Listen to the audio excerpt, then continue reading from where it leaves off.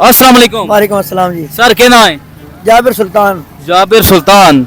एक डीपू सुल्तान है, एक जाबिर सुल्तान है। हाँ जी। वाह वाह वाह वाह। अच्छा काम करे करें दियो काम में कनेक्टर हाँ। कि शो जनरेटर हो? बस ते कनेक्टर। अच्छा अच्छा कैलेंडर हो बस से। करेंगे। अच्छा इन छोटे मोटे प्रोग्रामों से कितना कमा लेते हो? अच्छा ते कितने अरसे तो कैलेंडर हो? ये तकरीबन 35 साल तो 35 साल तू।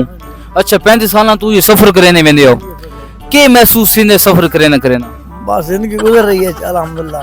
चंगी गुजरदी पई है। चंगी गुजर रही है अच्छा अल्हम्दुलिल्लाह। हाँ जी। ते कितने कितने सफर करेंदे हो? ये सरगोदा मियां अली फैसलाबाद जोराबाद खुशाब अच्छा आदमी के जेडे ड्राइवर हजरात होने उन्हां दा ज़हन तो बहुत ज्यादा ज़हीन होने क्योंकि हर कहने मिलदे न उठिंदे न बाने सफर करेंदे ते इस बारे क्या आखने जस लोग ठीक करने पे ज़हीन थी ने? बिल्कुल सही आदन ड्राइवर किंडर जनाब बहुत ज़हीन होंदे न आस पास दी गल्लां बातां सब कुछ अच्छी तरह जानदे न।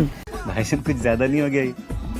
और लोगों डील करना उन्होंने नाल प्यार मोहब्बत नाल सफर कराना सब कुछ बेहतर तरीके नाल जानदे न। लेकिन ये तुम क्या लगता है गुस्से वाला काम है कि ठंडे दिमाग वाला काम है? ये बहुत ठंडे तामल मिजाजी वाला ठंडे दिमाग दा काम है। क्योंकि हर किस्म दे ਤੁਹਾਡੇ ਕੋਲ होवे तो पहले स्टाफ ते गड्डी खलोती होवे ठंडे दिमाग नाल गलबात करनी पौंदी है। हाँ।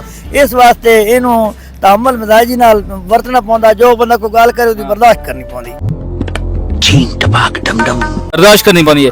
अच्छा बाजुकात 35 साल जो ठीक है बाजुकात सफर च सवारी नु उल्टियां वगैरह ही आंदियां कदी क्या तो क्या होते ਤੁਹਾਡੀ तो उल्टी काढ़ी थी क्या सवारी? ना उल्टी साढ़े तो नहीं करदी असि छापर वगैरह दे छुड़ी ना उल्टी करन लगे तो छापर दे दी मैंने सफाई दे हिसाब किताब ए सफर के दौरान उल्टी आनी क्यों है? आंदी है बस कोई कोई ऐसे बंदे होंगे जिन्हां दा कोई तबीयत खराब हो जाती है चक्कर चक्कर चलदे न उन्हां लेकिन तबीयत खराब होने को बेहोश हो वनन कोई और काम हो वन उल्टी आनी है। फिर उल्टी आंदी। अच्छा ये मैदे दी खराबी तू जो कोई गैस वगैरह तू ये हुन पता नहीं जी अल्लाह पाक उन्होंने अच्छा दोस्तों आप देख रहे हैं हम कमेंट्स में बताएं कि उल्टी क्यों आती है। अच्छा साढ़े एक सवाल भी है जनरल नॉलेज का तुम जेडे इतने जो फिरदे हो तो एक सारे जवाब दे सो वो केड़ा जानवर है जिसका जेड़ा खून है ना वो नीले रंग दा है? ये हुन सन नहीं पता जी। नहीं चाचा आई ना वन सोचो बड़ा आसान जवाब है। ये हुन बता नहीं दिखाओ एक ऐसा जानवर है जिसका खून नीले रंग दा है।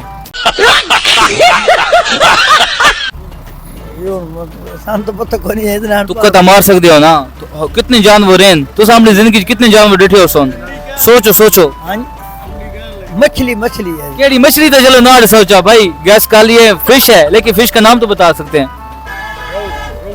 रोहू नाम है। रहू नहीं हां जी रोहू। ओ भाई तुम फसाने लगे बहन। हां जी ये हुन मछली का नाम नहीं आ रहा वैसे मछली ये कब चाय खिलाते हो? ये चाय पीती है जी हुन ये तो खाली थी क्या है? हुन खाली थोड़ा चाय पी के खाली किया जी। अच्छा लेकिन जवाब तो सांडे हो करे मच्छी खादी हुई है ने? बस कदी कदा आए कदी कदा आई है कितनी किस्म की मच्छी खादी है? सानू मच्छी की किस्म तो पता तो है कोई नहीं पहाड़ बंदे हैं। अच्छा कोई साडे आवाम कन क्या कहना चाहसो जेडे लोग काम कारोबार नहीं करे ने वेलन तोड़ी वीडियो दे पेन क्या कहसो? उन नमस्ते आदे मेहनत मजदूरी करें पाकिस्तान को खुशहाली देवन ताकि कारोबार करें तो मजदूरियां वधन लोकां दी कारोबार वधन मेहनत मजदूरी एक बहुत चंगी शय है जेड़ा बंदा मेहनत मजदूरी करदा इंशाल्लाह का वो हमेशा कामयाब रहंदा ते आराम तो बचे रहो आराम तो बचे रहो इंशाल्लाह। ते मियां अली दे आवाम नु क्या कहसो?